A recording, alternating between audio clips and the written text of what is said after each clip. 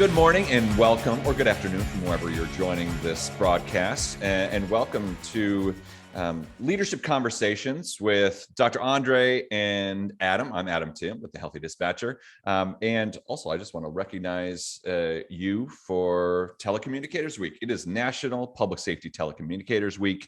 And Andre and I thought that we would have some high-level leadership discussions around how you can make a difference at your center, no matter what level of the organization you are at. And I'm going to have Dr. Andre talk a little bit about himself and his perspective. If you don't know Dr. Andre, he recently completed his Ph.D. study on organizational culture and organizational health in 911 center. It's fascinating. It's a fascinating read, his doctoral thesis, but we're going to get the most important nuggets of information directly from the source in just a little bit.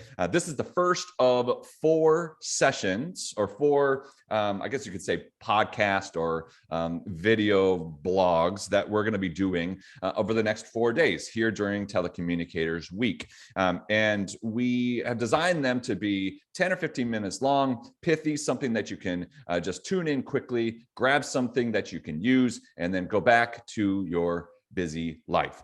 I'm Adam Timm, as I said, with the Healthy Dispatcher. I used to be a dispatcher with the LAPD, and now I do training and consulting for 911 under my moniker, the Healthy Dispatcher. Dr. Andre, tell us a little bit about yourself, where you're beaming in from, and why you are so qualified to have the conversation that we are about to have.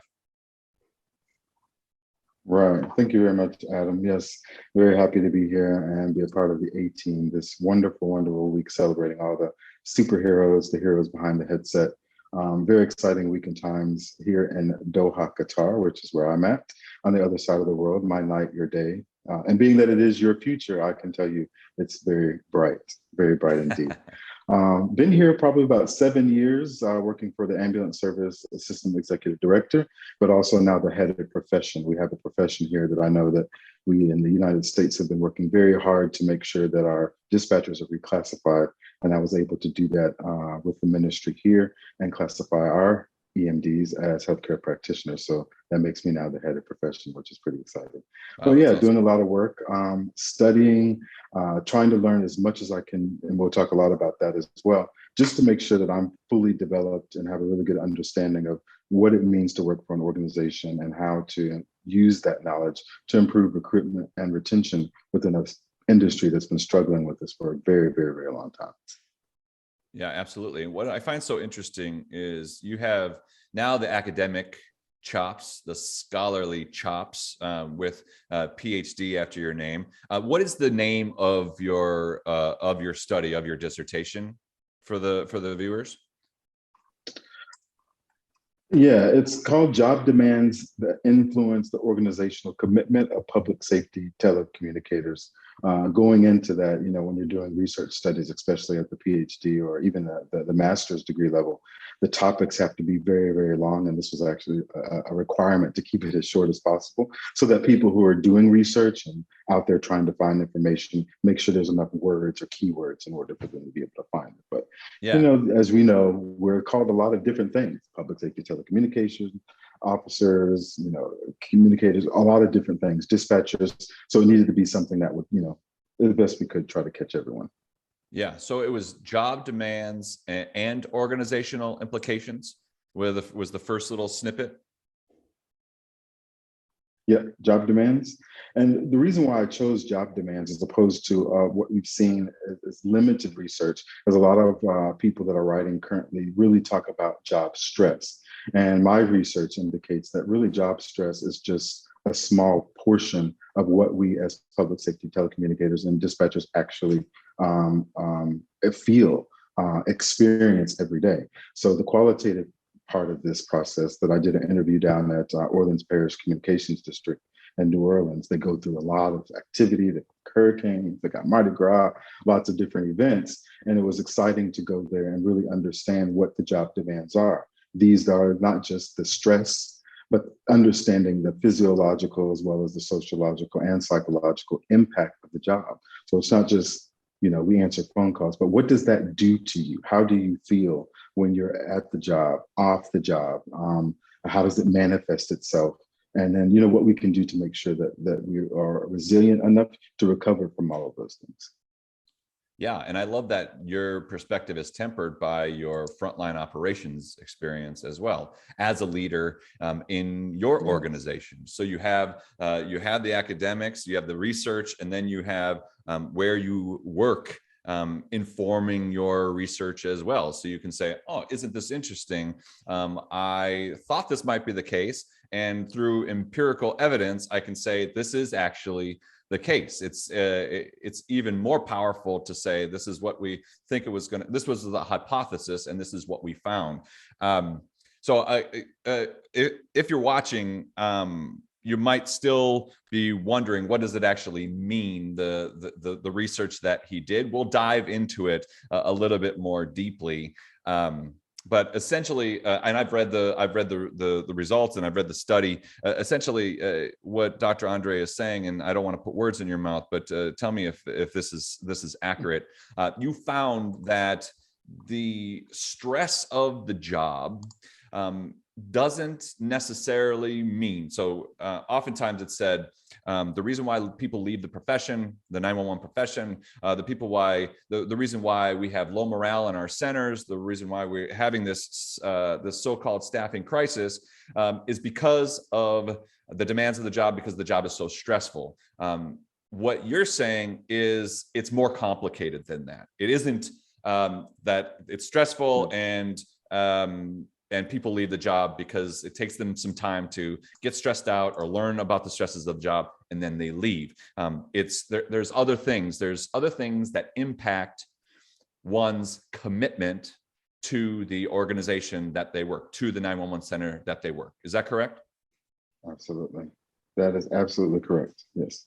We've got, this, I think we've been focusing on just one thing. You're right. It's the stress. But it comes from so many different places that we don't even realize.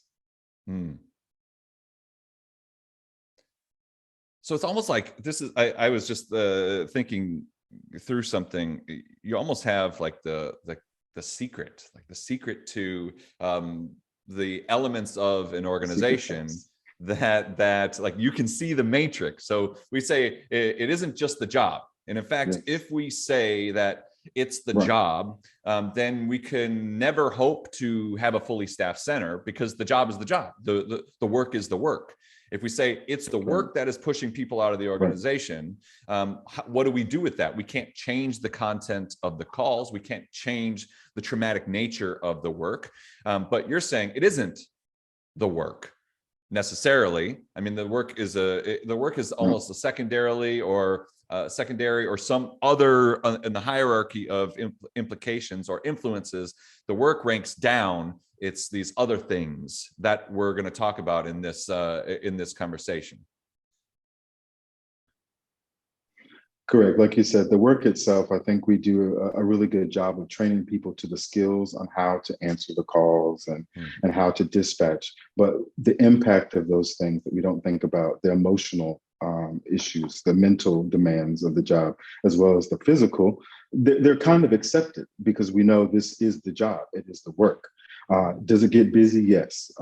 But the real thing that we're finding in the research is that it's actually the bureaucracy, sometimes the team atmosphere and the organizational culture that we'll talk about that really impacts people's commitment to the workplace. Initially, it's, I really want to do this job. I want to help people. And it's about re-asking yourself and evaluating through time and your organization. Is this still where I am? Do I still want to help people? And if there's something preventing me from doing that, to be involved in the organization, what is that? And we are finding that it is, in fact, hands down, 99% of the time, leadership. And it's unfortunate, and there's many reasons behind that. That's another 15 minute plus 15 minute segment on that. But it's very important that we as leaders start getting this right, informal as well as formal leaders. Absolutely. And thank you for foreshadowing another segment that's coming later this week. So you mentioned just a moment ago organizational culture, and what I like to think of culture as is an aspect of organizational health. You can say that your organization is either healthy or not so healthy. A healthy organization is going to have a certain type of culture. And I think we even have to consider what it means to be an organization in order to define the context of organizational health and organizational culture. Can you say a little bit about culture and what you found in your research and in organizational health? Yeah, it's so fundamental that I don't think we do a good job, as I've seen, what I experienced, unless you have really good thought leaders. Again, with the interviews that I did in New Orleans, I really saw this approach to this culture and making sure that everyone is involved. I think we come into places in the workplace and we feel that we're not really, we're almost like a spectator or a participant. An organization requires membership of every person there. And I think some leaders, managers, if you will, they don't involve everyone at all levels. And it's hard. You imagine you're trying to make a decision and you have to check with everyone in order to make a decision. And it's very difficult. It can be very exhausting, but I think it's also necessary so that everyone feels that they're aligned with the missions and goals of the organization, which means they need to understand it, because you're doing this together, right? It's not, when an incident happens, it's not the Andre did this. It's the Hamad ambulance service or AMR or such and such 911 center. Those are the things that people are going after, and we have to be representative of that. From the very very start. Absolutely. So one aspect of organizational health is involvement. So involving as many people in the decision-making process, involving as many people as possible in the recognition process. I find that the better communications centers are really good at involving dispatch in debriefs of major incidents, which sometimes is overlooked. Like they'll have debriefs for the field responders, but they don't necessarily come back around and invite dispatch to the debriefs. What are other important aspects of an involved culture, a healthy culture? No, you did hit the nail on the head with that one, because I remember being involved in a major incident during a cutover between 911 centers, and we have an officer involved shooting. And back then, the critical incident stress debriefing and peer support automatically went to support the officers. It was like, well, we were there, we heard it on the radio, we were involved in the situation, and we felt completely disconnected from the entire, the part of the team. So the leadership, trying to get this ownership involved. And yeah, we are different in that we have different vision and values and assumptions as members, but we do have a shared sense of purpose. And I think that that's what the conversations we have in the organizations is, yeah, we're here for different reasons, but we also have a shared sense of purpose.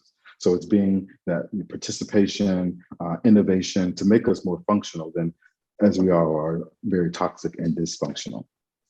Yeah, it tends that way because the content of the work is traumatic, is toxic, is negative by nature. So the default could be that we take on the tone or the feeling of the content of the majority of the work. And in order to have a healthy organization, we have to bring our perspective kind of up. We have to up level the energetic perspective of where we choose to focus. And I find that one of the best ways to do that is to align the organization around, you mentioned core values, you mentioned mission and purpose and vision statement. The best communication centers have these things in place. They have a vision statement. They have a values, a specific set of professed core values that are the foundation of code of conduct. Did you find in your research that these things are important as well? Yeah, and that's very, very important, as you talked about in your wonderful book, by the way. You have to have those conversations. It's not enough just to have a vision sitting up on a wall. You have to talk about, like you said, why do we exist? How do we behave? What do we do? How will we succeed? And one of the things I did at one of the centers I worked for is that everyone had to come up with like their own MO, but it was aligned with the vision. Ours currently here in the mission statement is to be compassionate and safe and provide best care always. So every day you leave, you ask, was I compassionate today? Was I, effective in my care today? Was I safe today? And if you can do that, that shows that you're in alignment with the organization. If any of those things you're not in alignment with, then you really question whether or not, this is for me. Yeah, I love that. And I love that you had them on the ready. I asked, as I'm doing training classes and having conversations with telecommunicators at conferences, I ask that question frequently. Does your organization have core values? They're like, I think so. What are they? Oh, I didn't know you would ask me that. So you have them at the ready, and they have the power, the best mission statements, vision statements, values documents. They are living, breathing things. They inform how we behave on a daily basis. And if you're listening right now, and you're saying, well, I don't know what my center's vision statement is and values, or we have one for the department at large, but not communication specifically. Andre, what would you say that they can then rally around? I hate saying, well, when someone does something, we'll be a better center. When leadership takes initiative, we can be that type of exemplary center. What's something that we could do today individually to prioritize organizational health, to prioritize leadership from a values-driven perspective? What do you think? I think there is value in having to being heard and being listened to. I think employing action committees are really good so long as that you don't have people that are jaded or otherwise bitter, hijacking the whole initiative, right? Yeah. The point is really to be able to produce some type of outcome based on what people are expressing in the way of their wants, their needs, and aversions. So once you understand those things are, then you start to prioritize and assess them, and then put in position a way to present. So imagine the leadership management teams, their issue isn't always that they don't understand what the problems are. They themselves may not have solutions, or solutions that they may feel appeal to you. So if you have, an issue, providing a solution, I can assure you, goes a long way to you getting whatever it is that you want or need implemented, because then it doesn't require them to do any thinking.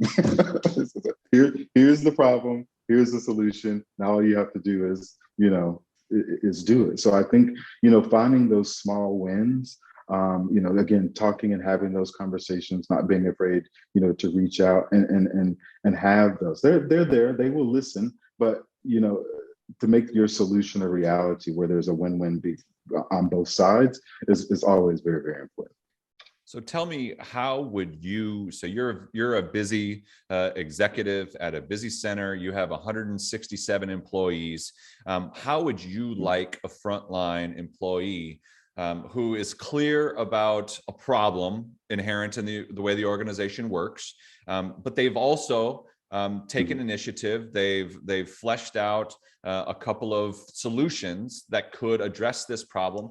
How would you like that information to be brought to the table? Is it, do you want them to hijack you as you're busily rushing somewhere else down the communications center floor? Is it a knock on the door, say, hey, Dr. Jones, can I have some of your time? Is it getting on your calendar for some future date? What does that look like for someone like me, who's a frontline telecommunicator, but wants to make a positive impact at the center by bringing solutions to the table? That's good. And you hit several different areas, because you really have to know your leadership or your manager or the person that's in charge of whatever it is that you want to implement, to be able to know how much time you have in order to present and what means that they would be more receptive to. It could be a 5-minute walk. By the time they get from one end of the hall to the next, that's all you have. Or it could be, I need to set up an appointment. And hopefully you're still empowered and enthusiastic, because it could be months from now before you're able to actually meet with them. For me, I have a fairly good, policy: open door, knock on, come in. And because I myself am very good at being a medium and interpreting or hearing what they're not saying, I can listen, for 5 minutes or several hours uninterrupted, because I enjoy that. But it's really just making sure that whatever it is that you want to express, that whether you're being the informal leader being sent in by your team members, which often happens because you're the voice of everyone else, just making sure you're being honest, and showing that you're empowered in your initiative, in addition to addressing whatever the problem, present a solution to me. Because I may have something that I want or believe may be the solution. However, it may not be the one that you're looking for. And I find that sometimes people, they know what they want, but they're not effective in communicating it because they feel that, I'm going to say no or be disappointed. No, it's a risk, yes, but it may be it's definitely worth putting out both sides of the coin. I love that. From the leadership perspective, even if the answer is no, it's still worth bringing these things to the table. And I truly believe that the more heads we get into building solutions, developing solutions to the problems that plague our PSAPs, the more solutions we're going to invent. That's one thing about why I love conferences. You get a bunch of people together talking about solutions, and you go back to your center and say, hey, let's try these things. And even if it's been tried before, try it again. I one of the leaders that I interviewed for the People Driven Leadership book, Lynn Bowler is her name. She's since retired, but she was the support services manager for Elk Grove Police Department in the Sacramento, California area. She said, I will try any solution to a problem, even if we've tried it years back. I never tell people when they bring something to my table, even if it's something we've tried 5 years. And she said, by the way, I've been in this profession for almost 40 years. I have a very long memory. My mind is like a trap. And I remember that 10 years ago, we tried that thing. It didn't work. I don't tell them that. I don't tell them, hey, thanks for bringing this idea to the table. It sucked last time, so it probably will this time. I say, thanks so much for bringing it to the table. Let's try it. And maybe this time, because we have the right people in the right place, it actually works, which is awesome. I love that. So that's the takeaway for today's session is if you have a solution and you have not yet shared it, please bring it to the table, find a venue to do so. Don't be afraid, even if the answer is no. This concludes today's installment. We'll be back with you tomorrow, and we're going to talk more tomorrow about leadership. Andre mentioned a couple of times the difference between informal leaders, formal leaders, what it means to be a leader. Am I a leader? We're going to break all of that down in the next segment tomorrow. Andre, any last words for our viewers? No, like you said, if as we segue into the leadership, it's always really important, especially as myself, when you have people coming into the office. Yeah, we're going to try this again. Send them back with, questions, other considerations, and feedback, and just keep the dialogue going and give them hope that there is, some type of alternatives that we can come to inclusion. Because I don't like seeing people disappointed, when they did my office. Absolutely. Absolutely. Thank you so much for your time today. And thank you for tuning in, and we'll see you tomorrow.